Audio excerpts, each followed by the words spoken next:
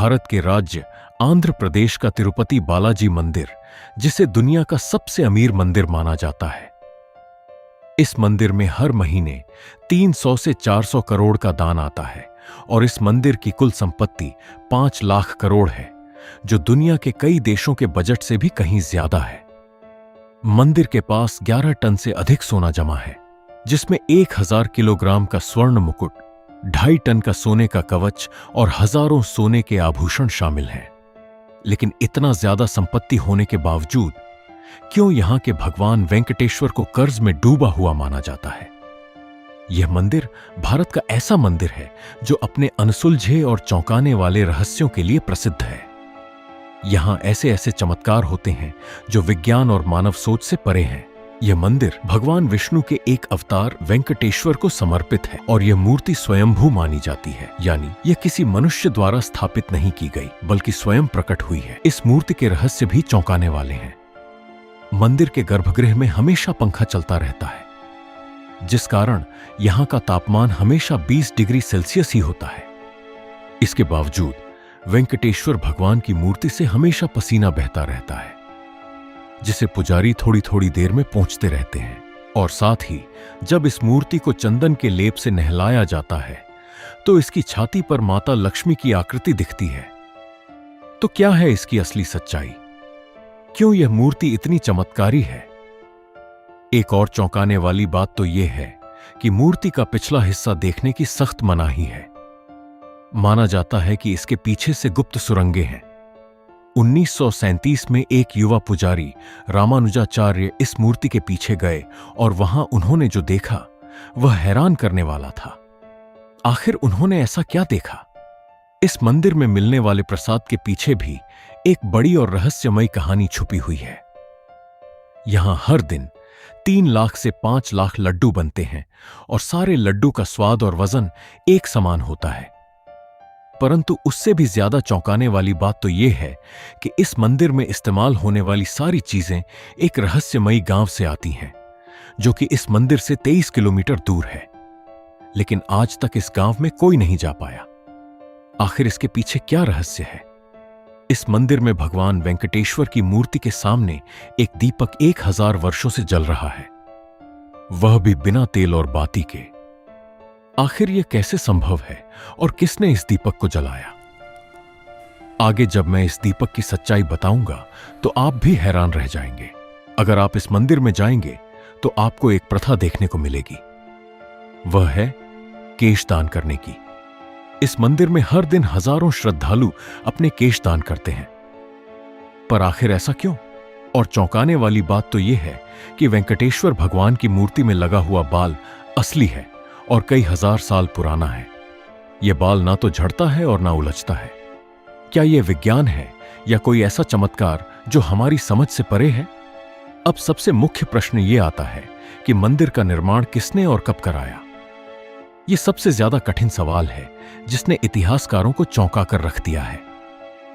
1987 में जब ASI यानी कि आर्कियोलॉजिकल सर्वे ऑफ इंडिया के इतिहासकारों ने इस मंदिर की उम्र पता करने के लिए कार्बन डेटिंग की, तो अचानक उनके सारे उपकरणों ने काम करना बंद कर दिया। तो क्या यह मंदिर अपने रहस्यों को सुरक्षित रखने के लिए खुद को बचाता है? इस मंदिर में की गई भविष्यवाणियां भी चौंकाने वाली हैं, जो आज सच हो रही हैं। माना जाता है कि मंदिर की कई ऐसी सच्चाइयां हैं जिन्हें आम लोगों से छिपाया जा रहा है। 2020 में नासा के प्रोजेक्ट गरुड़ के तहत तिरुपति पहाड़ियों का अध्ययन किया गया और इस विश्लेषण में उन्होंने जो पाया उसने नासा के वैज्ञानिकों को भी हैरान कर दिया। लेकिन इस रिपोर्ट को प्रकाशित करने से पहले ही बंद कर दिया गया। आखिर ऐसा क्या था उस रिपोर्ट में साल 2055 को लेकर जिसने सबको चौंका दिया? इस मंदिर के पास 11 टन से अधिक सोना है और वेंकटेश्वर भगवान की मूर्ति को पहनाया गया मुकुट ही 1000 किलोग्राम का है। लेकिन रहस्यमयी है इस मुकुट में लगी कृष्णमणि, जो कि कोहिनूर से भी कहीं ज्यादा महंगी है। आखिर क्या है इस मणि की सच्चाई? क्या यह वही मणि है जिसका जिक्र विष्णु पुराण में कौस्तुभ मणि के रूप में किया गया है? ऐसे न जाने और भी कितने रहस्य हैं जो आपके कल्पना से कहीं परे हैं। लेकिन आज की इस डॉक्यूमेंट्री में हम आपको उन सारे रहस्यों की सच्चाई बताने वाले हैं जो कि आपको ना ही किसी किताब में मिलेगी और ना ही इंटरनेट पर। इस डॉक्यूमेंट्री में हम उतरेंगे इतिहास के उन अंधेरे कुओं में जिसका रहस्य आप सबसे छिपाया गया है। लेकिन उससे पहले अगर चैनल पर नए हैं तो वीडियो को लाइक करके चैनल को सब्सक्राइब जरूर कर लें। ये आपके लिए तो फ्री है, पर इससे हमारी काफी मदद हो जाती है। तो चलिए अब चलते हैं तिरुपति बालाजी की रहस्यमय यात्रा पर। बोलिए जय तिरुपति बालाजी। कहा जाता है कि इस मंदिर का निर्माण विजयनगर साम्राज्य के महान शासक कृष्णदेव राय ने करवाया था, पर यह सच नहीं है। इस मंदिर में वेंकटेश्वर भगवान की मूर्ति कहां से आई और इस मंदिर का निर्माण कब और किसने कराया, यह जानने के लिए हमें एक पौराणिक कथा को समझना होगा। इस कथा के अंत तक आपको मंदिर के रहस्यों की आधी सच्चाई खुद ब खुद समझ आ जाएगी। तो इस कथा को अंत तक जरूर देखें, क्योंकि यह आपको एक रहस्यमयी दुनिया की ओर ले जाने वाली है। पौराणिक कथाओं के अनुसार प्रलय के उस भयावह द्वार की बात है जब समस्त पृथ्वी जलमग्न हो गई थी। पौराणिक ग्रंथों में वर्णित है कि पवन देव ने अपने उग्र रूप में इतनी प्रचंड गति से उड़ान भरी कि आकाश के बादल फट पड़े और ऐसा वर्षा का प्रकोप शुरू हुआ जिसने धरती को पूरी तरह जल में डुबो दिया। ऐसे में समस्त सृष्टि को संकट से उबारने के लिए भगवान विष्णु ने आदिवराह का अवतार धारण किया। उस दिव्य ब्राह ने अपने विशाल दांतों से संपूर्ण पृथ्वी को जल के गर्भ से बाहर निकाला और उसे पुनः स्थापित किया। इसके बाद सृष्टि पर पुनः जीवन का निर्माण करने के लिए ब्रह्मा जी ने विष्णु जी से अनुरोध किया कि वे यहीं रुके, जिसके बाद विष्णु ने अपने वराह रूप को परिवर्तित कर एक नया दिव्य स्वरूप धारण किया। 4 भुजाओं वाला एक तेजस्वी स्वरूप जो साक्षात भगवान विष्णु का ही रूप था। इस स्वरूप में वे भूदेवी के साथ तिरुमला की पहाड़ियों पर निवास करने लगे। यहां उन्होंने मानव जाति को ध्यान योग और कर्म योग का ज्ञान देना शुरू किया। समय बीतता गया और कलयुग का आगमन हुआ।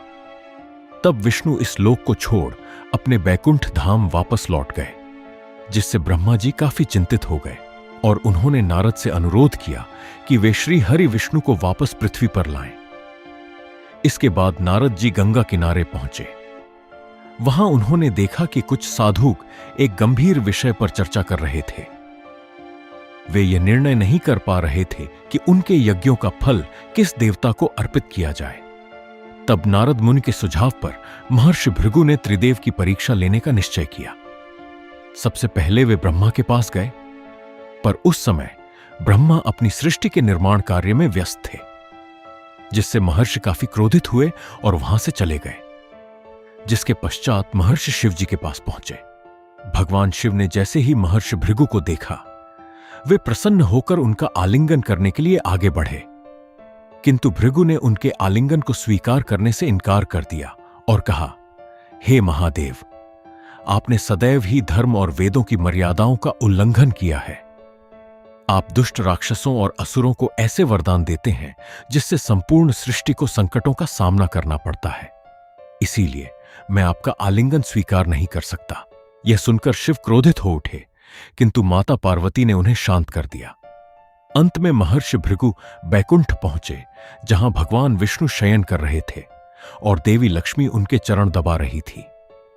भृगु ने क्रोध में आकर भगवान विष्णु की छाती पर जोरदार लात मारी, किंतु विष्णु ने शांत भाव से उठकर न केवल महर्षि से क्षमा मांगी, बल्कि उनके चरण दबाने लगे और पूछा, महर्षि, आपके कोमल चरणों को मेरे कठोर हृदय से चोट तो नहीं लगी?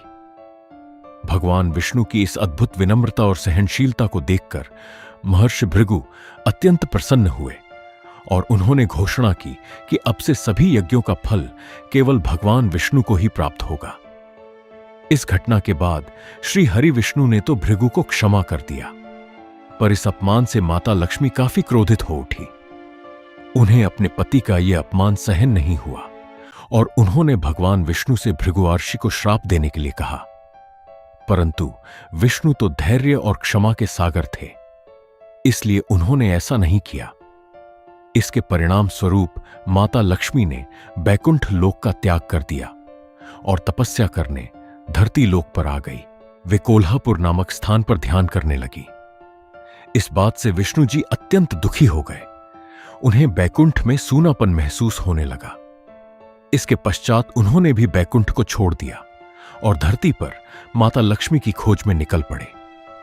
वे घने जंगलों में भटकते, नदियों के तट पर बैठकर रोते, पर्वतों की चोटियों से पुकारते, किंतु लक्ष्मी का कहीं पता नहीं चला। थक हार कर वे वेंकटेश्वर पर्वत में एक वृक्ष के नीचे स्थित विशाल छींटी की बांबी के आश्रय में विश्राम करने लगे। उनकी यह दशा शिव और ब्रह्मा से देखी नहीं गई और उन्होंने उनकी सहायता करने का निश्चय किया। इसके बाद शिव जी और ब्रह्मा जी ने गाय और बछड़े का रूप धारण किया और माता लक्ष्मी के पास पहुंचे। माता लक्ष्मी ने उन दोनों को उस समय के शासक शोल राजा को सौंप दिया। राजा ने उन्हें अपने महल की पशुशाला में रखवा दिया और उनकी जिम्मेदारी एक चरवाहे को सौंप दी। कुछ दिनों तक दूध देने के बाद एक दिन वह गाय अचानक दूध देना बंद कर देती है। इसके बाद एक रहस्यमय घटना घटने लगती है। गाय रोजाना कुछ समय के लिए गायब हो जाती और लौटते समय उसका थन खाली मिलता। चरवाहा हैरान था। एक दिन उसने गाय का पीछा किया तो देखा कि वह तिरुमला की एक पहाड़ी पर स्थित विशाल छींटी की बाभी के पास जाकर अपना संपूर्ण दूध उसके अंदर उड़ेल देती है। जब उसने ध्यान से देखा तो आश्चर्यचकित रह गया। उस बाभी के भीतर स्वयं भगवान विष्णु विराजमान थे, जो उस दूध को पीकर अपनी भूख मिटा रहे थे। क्रोध में आकर चरवाहे ने गाय की ओर कुल्हाड़ी फेंकी। तभी एक चमत्कार हुआ। विष्णु तुरंत प्रकट हो गए और गाय को बचाने के प्रयास में कुल्हाड़ी उनके माथे पर जा लगी। तब श्री हरि विष्णु ने क्रोध में आकर उस चरवाहे को वहीं पर मृत्युदंड दिया। जब यह बात राजा को पता चली तो वे तुरंत वहां पहुंचे। तब विष्णु ने क्रोध में कहा, सेवक के पाप में उसके स्वामी की भी बराबर की हिस्सेदारी होती है। इस कारण मैं तुम्हें श्राप देता हूं कि तुम अपना बचा हुआ जीवन राक्षस की भांति व्यतीत करोगे। इस श्राप को सुनकर राजा अत्यंत भयभीत हो गए और उन्होंने विष्णु जी से क्षमा याचना की। तब विष्णु जी का क्रोध शांत हुआ और उन्होंने राजा को वरदान देते हुए कहा, हे राजन, तुम्हारा अगला जन्म आकाश राजा के रूप में होगा। तुम्हारी एक पुत्री होगी जिसका नाम पद्मावती होगा और उसका विवाह मेरे वेंकटेश्वर स्वरूप से होगा। फिर राजा चोल का आकाश राजा के रूप में पुनर्जन्म हुआ और उनके घर पद्मावती नाम की एक सुंदर कन्या का जन्म हुआ। और उसी वक्त भगवान विष्णु ने भी वकुला नामक साध्वी के घर श्रीनिवास रूप में जन्म लिया, जो कि गरीब परिवार से आते थे। अब धीरे धीरे दोनों की उम्र बढ़ने लगी और देखते ही देखते वे शादी के लायक हो गए। एक दिन पद्मावती अपने कुछ सखियों के साथ वन में घूम रही थी। उसी वक्त अचानक एक हाथी गुस्से से तिलमिलाया। जंगली हाथी बड़ी ही तेजी से उनकी ओर बढ़ा। वे काफी डर गईं, लेकिन तभी वहां श्रीनिवास आ पहुंचे और उसकी रक्षा की। इससे पद्मावती काफी प्रभावित हुई और दोनों ने एक ही नजर में एक दूसरे को पसंद कर लिया। यह बात पद्मावती ने अपने पिता आकाश राजा को बताई। शुरू में तो उन्होंने साफ मना कर दिया, क्योंकि श्रीनिवास काफी निर्धन परिवार से थे। पर रात में राजा आकाश के सपने में भगवान विष्णु आए और उन्हें अपने वरदान के बारे में बताया, जिसके पश्चात राजा आकाश श्रीनिवास और पद्मावती के विवाह के लिए मान गए।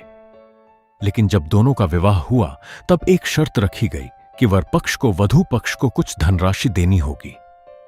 परंतु श्रीनिवास तो काफी गरीब परिवार से थे, जिस कारण उन्होंने धन के स्वामी कुबेर से कुछ धन उधार लिया और उन्होंने कुबेर से यह वादा किया कि वह यह धन कलयुग के अंत तक चुका देंगे।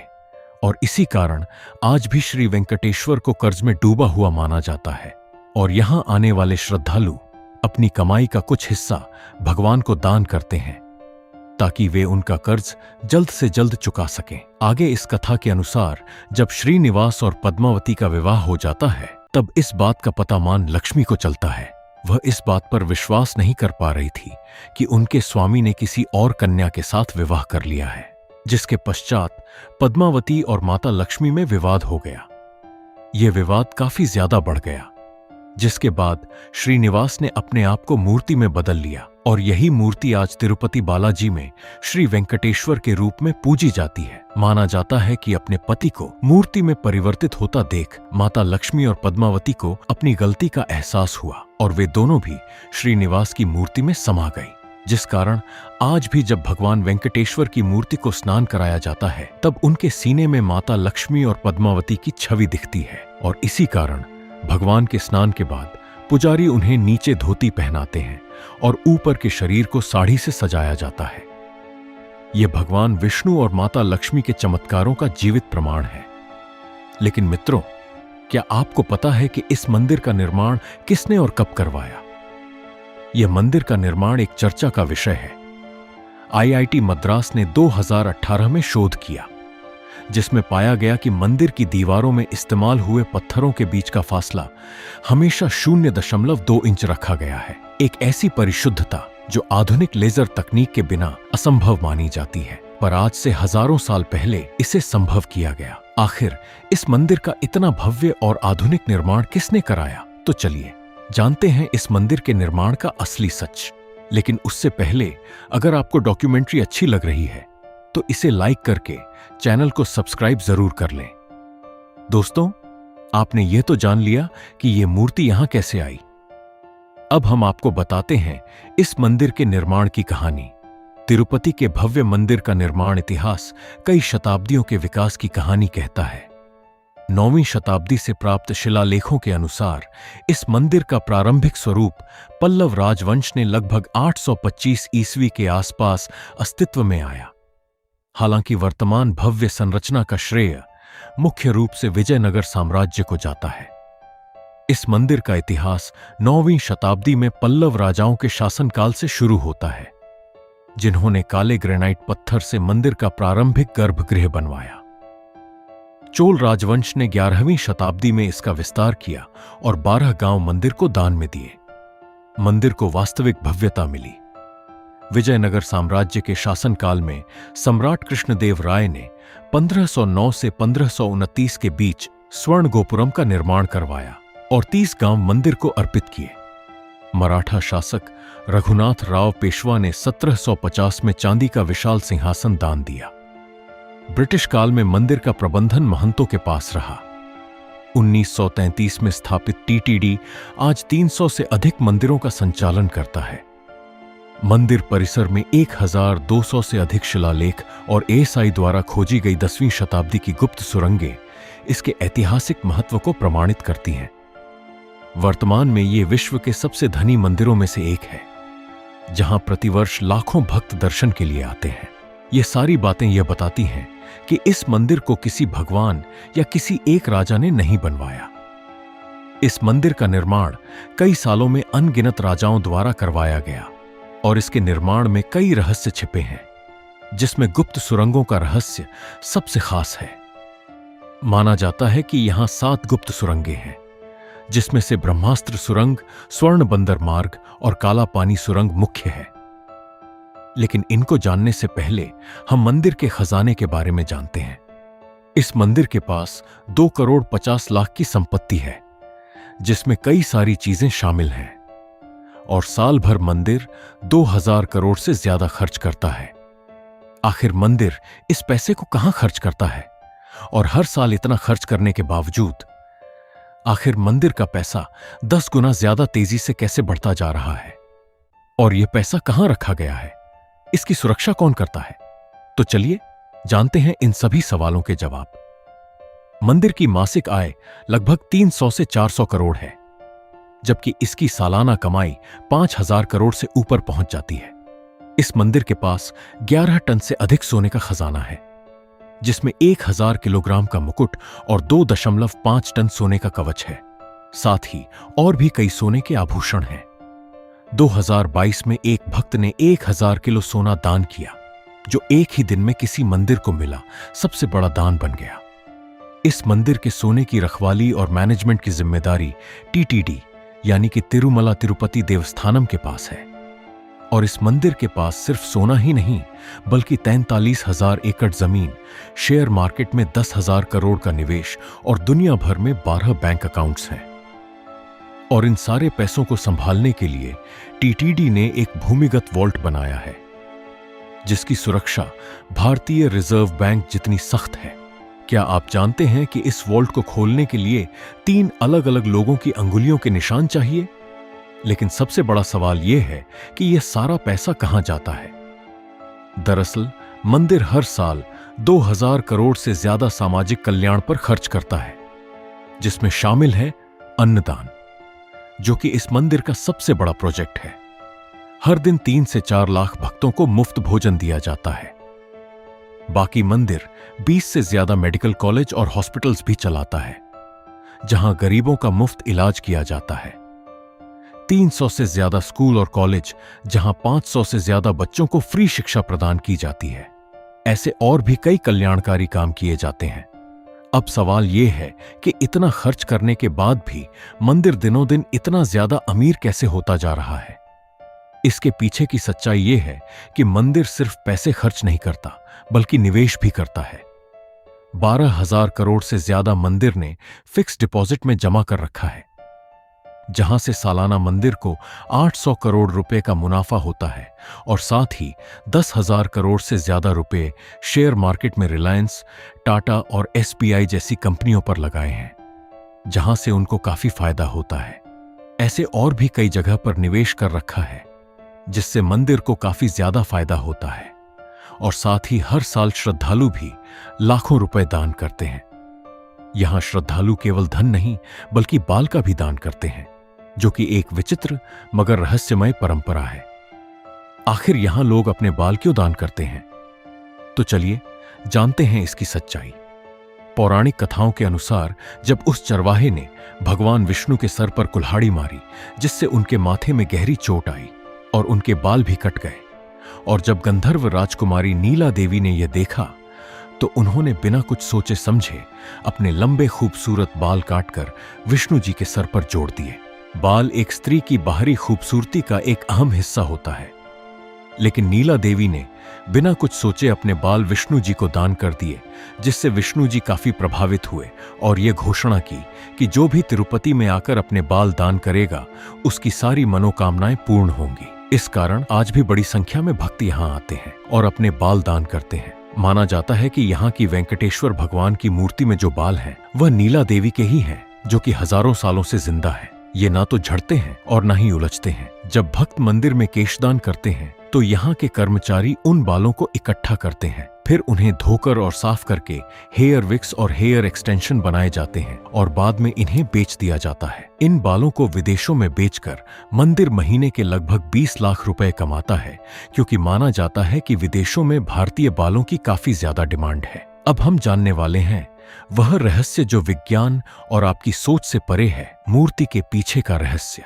और अगर यहाँ तक देख ही चुके हो तो कमेंट में बालाजी महाराज की जय जरूर लिखें। साल 1937 की वो भयावह रात, जब एक युवा पुजारी रामानुजाचार्य ने जिज्ञासावश मूर्ति के पीछे झांकने की कोशिश की। अगले ही दिन उसकी आंखों की रोशनी चली गई और जुबान लकवाग्रस्त हो गई। आज भी मंदिर के रिकॉर्ड्स में यह घटना दिव्य शाप के रूप में दर्ज है। क्या यह सच में कोई अलौकिक घटना थी, या फिर मूर्ति के पीछे छुपा है कोई ऐसा रहस्य जिसे मानव आंखें नहीं देख सकती? इसे लेकर वाल्मीकि रामायण में एक चौंकाने वाला तथ्य मिलता है, जिसके अनुसार मूर्ति का पिछला हिस्सा ब्रह्मांडीय ऊर्जा का केंद्र है। इसे वैकुंठ का द्वार कहा गया है, जहां से आध्यात्मिक और भौतिक संसार जुड़ते हैं। मंदिर के वरिष्ठ पुजारी श्रीनिवासाचार्य ने 2018 में एक इंटरव्यू में बताया, रात के समय जब मैं अकेले गर्भगृह में होता हूं, तो मूर्ति के पीछे से किसी के सांस लेने की आवाज सुनाई देती है, जैसे कोई जीवित हो। इसके साथ ही 2005 में एक पुजारी ने दावा किया कि उसने मूर्ति के पीछे एक नीली रोशनी देखी, और फिर 2011 में इंफ्रारेड कैमरा लगाने की कोशिश की गई, लेकिन वो अचानक फेल हो गया। 2019 में IIT मद्रास के वैज्ञानिकों ने एक चौंकाने वाला खुलासा किया, जिसके अनुसार मूर्ति का पिछला हिस्सा रेडियो एक्टिव गुण दिखाता है, जिस कारण जब मूर्ति पर लाइट पड़ती है तो वहां अजीब तरंगे गूंजती हैं। पर यह केवल एक थ्योरी है। इसकी असली सच्चाई विज्ञान आज भी नहीं समझ पाया, लेकिन धर्म ग्रंथों के अनुसार यहां दूसरे लोक में जाने के लिए कई गुप्त सुरंगें हैं। जनवरी 2022 रात के 2 बजे जब ASI की एक टीम ने मंदिर के नीचे गुप्त सुरंग का दरवाजा खोला, तो उनके सामने जो हुआ वह आज भी राज का विषय है। जैसे ही उन्होंने अंदर कदम रखा, सभी टॉर्च एक साथ बंद हो गए। और उनके रेडियो डिवाइस से एक अजीब सी सिसकी की आवाज आई। अगले ही पल टीम लीडर डॉक्टर रवि ने खुदाई रोकने का आदेश दे दिया। क्या उन्होंने वहां कोई अलौकिक शक्ति देखी थी या फिर कोई ऐसा प्राचीन रहस्य जिसे दबाना जरूरी था? धर्मशास्त्रों के अनुसार यहां 7 सुरंगें हैं, जिसमें से 3 मुख्य हैं। पहली, ब्रह्मास्त्र सुरंग। माना जाता है कि इस सुरंग के अंत में एक ऐसा शक्तिशाली अस्त्र है जिसे इस्तेमाल करने वाला सबसे ज्यादा शक्तिशाली बन जाएगा। 1993 में ब्रिटिश इंजीनियरों ने इसे खोजने की कोशिश भी की थी, लेकिन उस खोज के दौरान 5 इंजीनियर रहस्यमयी रूप से गायब हो गए, जिसके बाद उन्होंने ये खोज रोक दी। दूसरी सुरंग है स्वर्ण बंदर मार्ग। माना जाता है कि विजयनगर साम्राज्य के राजा कृष्णदेव राय ने यहां 500 टन सोना छिपाया था, और जब 2018 में ग्राउंड पेनिट्रेटिंग रडार सर्वे किया गया तो यहां कई अकल्पनीय और अद्भुत धातुएं मिली। अब तीसरी सुरंग, जिसे काला पानी सुरंग कहा जाता है, इसके अंदर एक अज्ञात काले पानी जैसा तरल पदार्थ भरा हुआ है, जिसकी 2001 में सैंपल लिया गया, और जब लैब टेक्नीशियन ने इसकी जांच करने की कोशिश की तो उनकी आंखों की रोशनी चली गई। आखिर ऐसा कैसे हुआ? तिरुपति बालाजी की रहस्यमयी कहानियां यहीं समाप्त नहीं होती। असली चौंकाने वाला रहस्य तो भगवान की मूर्ति से निरंतर बहने वाला पसीना है। मंदिर परिसर में पंखे लगातार चलते रहते हैं, क्योंकि बालाजी की मूर्ति से निरंतर गर्मी निकलती रहती है। इसी कारण मूर्ति हमेशा पसीने से तर रहती है। पुजारी नियमित रूप से मूर्ति को कपड़े से पोंछते रहते हैं, परंतु कुछ ही देर में मूर्ति फिर से पसीने से भीग जाती है। इसके अलावा मूर्ति से समुद्र की लहरों जैसी गूंजती आवाजें सुनाई देती हैं, जिसे भक्त मूर्ति के जीवंत होने का प्रमाण मानते हैं। स्थानीय मान्यता के अनुसार बालाजी के चरणों से वैकुंठ की पवित्र नदी विजा प्रवाहित होती है। मंदिर परिसर में स्थित भावी कुआं भी इसी नदी से जुड़ा हुआ माना जाता है। यह सभी चमत्कारिक तथ्य भक्तों के विश्वास को और दृढ़ करते हैं कि यहां स्वयं भगवान विष्णु निवास करते हैं, जिस कारण तिरुपति को कलयुग का वैकुंठ कहा जाता है। इन सब के अलावा सबसे ज्यादा चौंकाने वाली बात तो यह है कि बालाजी की मूर्ति के सामने हजारों वर्षों से एक दीपक निरंतर जल रहा है, वह भी बिना किसी तेल और बाती के। आखिर इसके पीछे क्या सच्चाई है?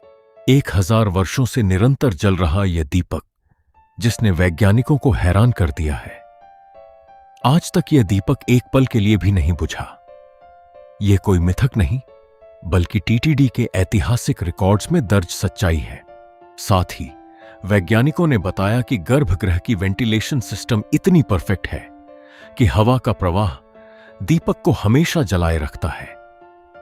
यही कारण है कि यह दीपक आज भी आस्था और रहस्य का विषय बना हुआ है। क्या यह भगवान की लीला है या फिर प्राचीन भारत की कोई दिव्य तकनीक जिसे आज भुला दिया गया है? कहा जाता है कि इस मंदिर में चढ़ने वाली हर एक चीज, चाहे वह दूध हो, फूल हो या कुछ और, वह मंदिर से 23 किलोमीटर दूर स्थित एक गांव से आती है। लेकिन ना तो आज तक किसी ने इस गांव का नाम सुना है और ना ही इसे कोई ढूंढ पाया है। इस गांव को खोजने का प्रयास बहुत से लोगों ने किया है, लेकिन यह आज तक एक रहस्य ही बना हुआ है। इस मंदिर से जुड़ी कई खतरनाक भविष्यवाणी हैं, जिन्हें नासा ने भी सच माना है। तो आखिर वह भयावह भविष्यवाणी क्या है जिसने नासा को भी चौंका कर रख दिया? लेकिन उससे पहले हम यहां बनने वाले प्रसाद की बात करते हैं, जो आज भी चर्चा का विषय है कि कैसे सभी लड्डुओं का वजन और स्वाद एक जैसा होता है। तिरुपति मंदिर में प्रसिद्ध लड्डू प्रसाद की कहानी बहुत ही अद्भुत है। कहते हैं कि जब तिरुपति बालाजी मंदिर में भगवान वेंकटेश्वर की मूर्ति स्थापित की जा रही थी, तो पुजारियों को समझ नहीं आ रहा था कि प्रभु को भोग में क्या अर्पित करें। उसी समय एक बूढ़ी मां लड्डू का थाल लेकर आई और कहा कि यह लड्डू की थाली प्रथम नैवेद्य के रूप में स्वीकार करें। पुजारियों ने वह लड्डू प्रभु को अर्पित किए और फिर प्रसाद के रूप में ग्रहण किए। लड्डू का स्वाद इतना अद्भुत था कि पुजारी भी हैरान रह गए। तब उन्होंने उस बूढ़ी मां से लड्डू बनाने का तरीका पूछा। बूढ़ी मां ने लड्डू बनाने का तरीका बताया और कुछ ही पलों में वहां से अंतर्ध्यान हो गई। इस घटना के बाद माना गया कि खुद देवी लक्ष्मी ने प्रसाद का संकेत देने के लिए सहायता की थी। तब से ये लड्डू तिरुपति बालाजी में बनाए जाने लगे। यह तो हो गई प्रसाद की बात। अब करते हैं उस भविष्यवाणी की बात जिसने नासा को भी चौंका दिया। भविष्य पुराण के अनुसार जब कलयुग अपने चरम पर होगा, तब तिरुपति की पहाड़ियों से एक विचित्र प्रकाश निकलेगा और भगवान वेंकटेश्वर की मूर्ति अपना रूप बदल लेगी। 2018 की नासा की गोपनीय रिपोर्ट में पाया गया कि तिरुपति पर्वत के नीचे एक अज्ञात ऊर्जा स्रोत सक्रिय हो रहा है, जो हर साल 0.3% की दर से बढ़ रहा है। वैज्ञानिकों का मानना है कि यदि यही गति बनी रही तो सन 2055 तक यहां से एक विशाल चुंबकीय तूफान उठ सकता है, जो कि काफी खतरनाक और भयावह होगा।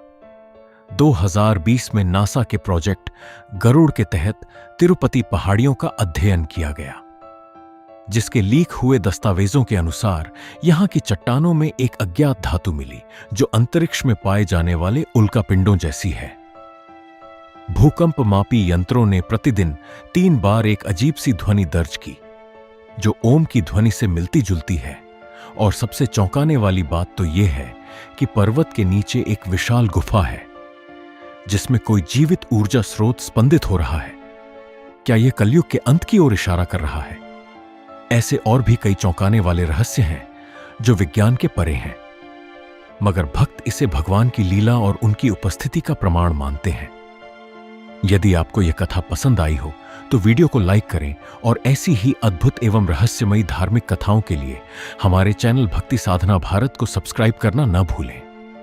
आपको भगवान बालाजी से जुड़ा कौन सा रहस्य सबसे अधिक आश्चर्यजनक लगा? अपनी राय हमें कमेंट में अवश्य बताएं। जय श्री वेंकटेश्वर, जय बालाजी महाराज।